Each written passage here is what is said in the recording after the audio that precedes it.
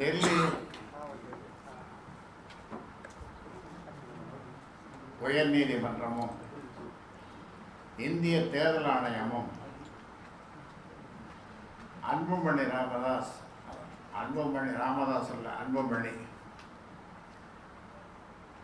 அவருக்கு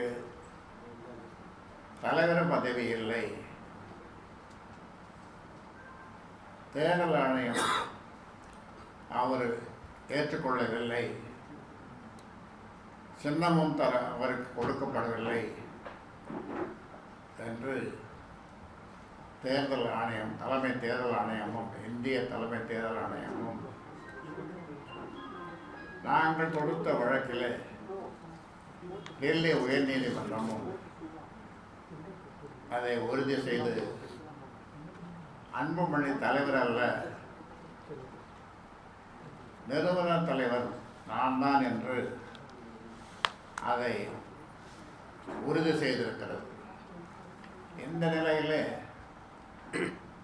பல மாதங்களுக்கு முன்னாலே அவரை இந்த கட்சியிலிருந்து நீக்கிவிட்டோம்.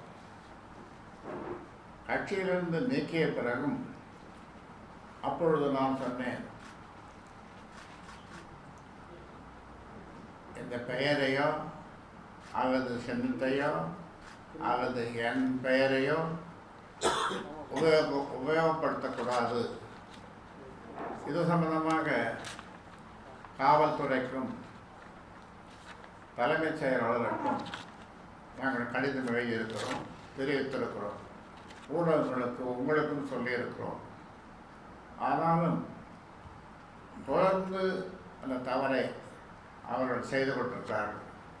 என் பெயரை உபயோகிக்கிறார்கள், கட்சியின் பெயரை உபயோகிக்கிறார்கள், போராட்டம் அல்லது ஊர்வலம் என்ற பெயரில் அங்கே போகும்பொழுது அதை செய்து கொண்டிருக்கிறார்கள். இதை நான் வன்மையாக கண்டிக்கிறேன்.